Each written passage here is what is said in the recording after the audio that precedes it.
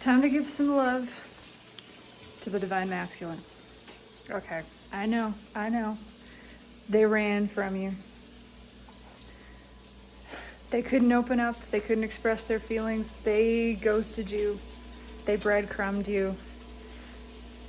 They displayed all of these traits that we label as narcissistic. They were worried about their reputation. They're that King of Wands, Burger King, gotta have it his way, always want to control, can't give to something unless they know what they're gonna get back. Always gotta be at the top on the outside. I get it.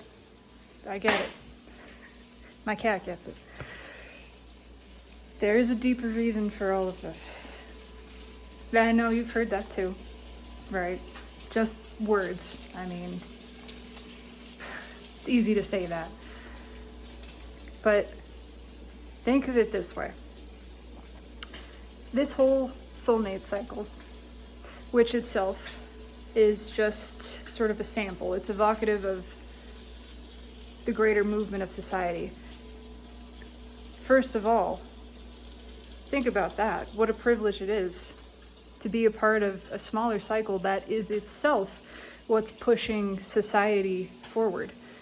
Your participation in this cycle, the lessons you are learning, the awarenesses you are coming to, the expansion of your consciousness, the raising of your vibration, is what is calling up the rest of humanity.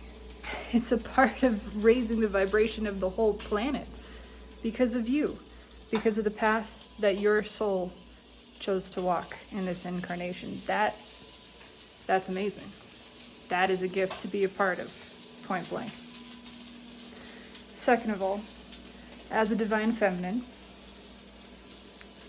we have an advantage. If the whole message of awakening is to quiet the ego, to realize the ego is just a surface level of the self. It is a part of the self. It is an aspect, but it's at the surface. It's not a part of that deeper being and knowing. And if awakening is to awaken to this, to the fact that ego clings to identity, it clings to anything it can. That's what it wants to do, is hold on, control, right? Manipulate, attach. And by releasing the ties of ego and leaning into intuition and feeling, one achieves greater sense of self, greater knowledge of self, experience of self. This is what the feminine is primed to do. As the feminine aspect by nature, that means it's the intuitive aspect. It's the feeling part of self. The masculine is the ego. It is the mind. It is the projector, the thinker, the protector. And so for the feminine, it just makes sense. It's intuitive, this whole process of awakening. Yeah, of course, I feel things and I trust my feelings. And maybe I had some programming on top of that talked me out of it, but I knew from an early age to trust myself. And now I'm just coming back into that knowledge of trusting myself and letting go of that other surface level programming. For the masculine, it's a whole other deal. This is unknown territory. This is scary. This is new. This is not just something they were told never to do. It's something they never really did. They don't have the experience of really trusting and feeling and having that sense of greater knowing. They're having to go in blind. And it feels like death in a stronger way for them. Number 3, the way that characterizing this has worked for me is looking at the whole of this experience a lot like how the Grinch stole Christmas. That great story, in a nutshell, shows the difference and the balancing of masculine and feminine aspects. The Grinch, the masculine aspect, closed off, right? Guarded, tiny heart chakra. It's closed. It's small because he never knew anything different. That's just the way it was to be like that, to want to control, to believe that everyone else was like this. Everyone else was scrapping for and taking from, and that to stay on top, you had to fight for it. You had to be guarded. You had to be deceptive, even. On the flip side, Whoville, the wide open and unbalanced feminine aspect, that which gives of itself so freely, just gives and gives and gives, because again, it doesn't know anything different. It just knows how to give. And all on its own, it's good. It's actually good. It doesn't need the masculine aspect, but there's something greater that it can achieve by interacting with and balancing with the masculine. They both benefit one another. So of course the masculine, unbalanced, encounters the feminine, unbalanced, and what happens? The chasing and the running, essentially. And deception. The masculine sees, okay, here's a chance for me to score and get out. And having no concept of unconditional love, it doesn't even really believe it to be true. It says this is a bunch of baloney. This can't possibly be the way these people live. It's all a lie, and so I'm not going to feel bad taking advantage of it. They would do the same thing to me.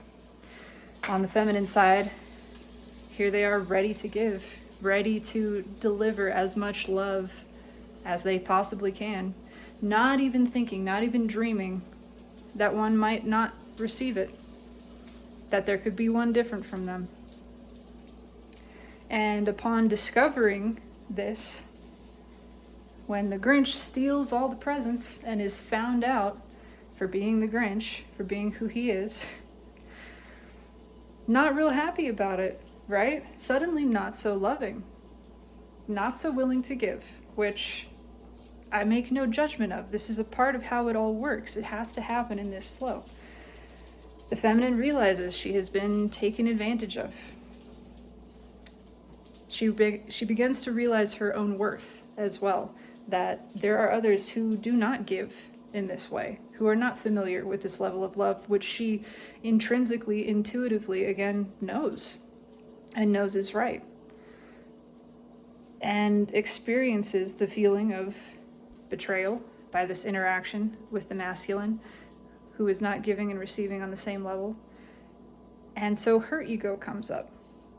Her masculine aspect comes up first in defense of herself, realizing she needs to protect herself, defend her own self-worth, not give freely, overly, to that which is not reciprocating, clearly. And naturally, as a part of this, as the masculine aspect of the feminine comes up, she gets a little angry.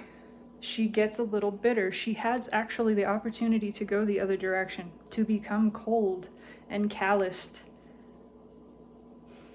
to hold a grudge against this masculine for, again, having taken advantage of, for having been exactly what he was supposed to be, exactly what he was. And so the whole town exiles the Grinch, hates the Grinch. Total piece of shit, right? He's a heel. I mean, there's a whole song about it. But it doesn't make them feel good. In fact, it ruins all of Christmas. Suddenly, their happiness, their joy is gone. They've let somebody else steal their joy by this. And so it takes one true representative of the divine feminine energy, the balanced feminine energy, who, having gone through this whole experience, comes back around to herself and realizes this doesn't feel right. I still want to love. I just want to give because it feels good to me. It doesn't feel good to me to reject somebody, to exile somebody, to judge somebody as bad, as so other than that I don't even want to associate with them. That doesn't feel good. And so Cindy Lou Who, at great threat to her own reputation, decides to love the Grinch anyway, right? The whole town could have reviled her for that. Plenty of society would say, don't forgive that person. Don't accept that person. How could you do? They don't deserve that. They don't deserve that forgiveness. You know what Source is feeling this whole time? When that runner ran from you, when they rejected you, when they told you, I don't feel anything for you, you're smelly and ugly, and I don't ever want to speak to you again. And you felt the pain of those words. You know what Source felt? Love. It's true. Source didn't judge that person. Source didn't judge you either. Source wasn't judging anybody. Source just loved exactly everyone exactly as they are. That's what the feminine gets to learn. What a fucking gift. To experience all of this, to be able to expand in unconditionality to the point that we are on the same level we are loving as Source loves.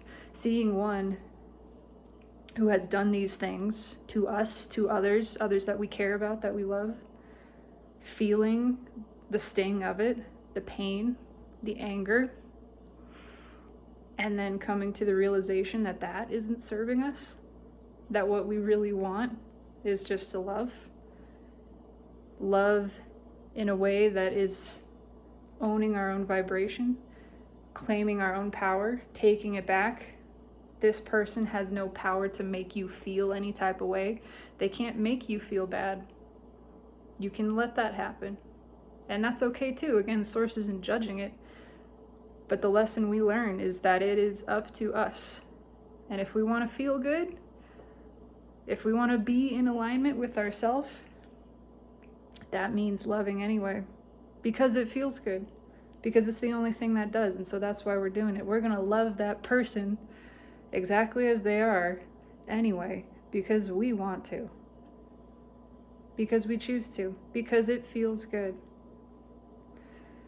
And in doing so, you hold the frequency of the highest source of Christ consciousness, of the source within you that is pure unconditional love and is loving you the same way every moment. And by holding this frequency, you give everyone else around you, you give the masculine the chance to rise to it. Cindy Lou Who had all her Christmas presents stolen by the Grinch, the whole town, Christmas ruined, everything, the roast beast gone. And she decided she wanted to love anyway, because loving felt good to her, because loving was her authentic true nature. In so doing, she not only called the whole town back to its true nature, its true joy. She gave the Grinch a chance for something different. She demonstrated. She showed the way of true unconditional love. And so he changed. And I mean, that's still up to free will. But in the face of love like that, who wouldn't want to experience the same? Who wouldn't be open to that? Just because it feels so good. And so think of this whole thing like the story of the Grinch who stole Christmas. See your runner that way. See yourself that way. I read a quote from Socrates. It's from Plato's Apology by Socrates, and I'm going to paraphrase it. But it is, I do not think it is permitted for a better man to be harmed by a worse. Better and worse, those are subjective terms, but I think we know vibrationally what they mean. For one who is perhaps further along their path of awakening, who is familiar with this process, who is deliberately seeking alignment with the self and the raising of vibration, we will substitute that for better. I do not think it is permitted for a better man to be harmed by a worse. Certainly, he may kill me, perhaps banish or disenfranchise me. To him and maybe others, that would appear as a great harm, but I do not think so. You are beyond harm. That is your power. That's the lesson you get to learn. Total liberation and the ability to become more and more unconditional in your loving, to the point that you are loving as Source loves, not just others, but yourself, experiencing unconditional love of self, filling your own cup, flowing it for you because it feels good, because you're worthy, because you deserve it, because it's your divine birthright, and knowing that, beaming that truth to all others, raising the vibration of earth, calling in new earth. That's your gift. That is the gift of all of this. And I felt compelled to show appreciation for that tonight, and how none of this would be possible without the runners running, without the divine masculine energy, which my cat is, being exactly what it is. Ego. So love because it's everything that you are, and because it's the only thing that feels this good. I love you.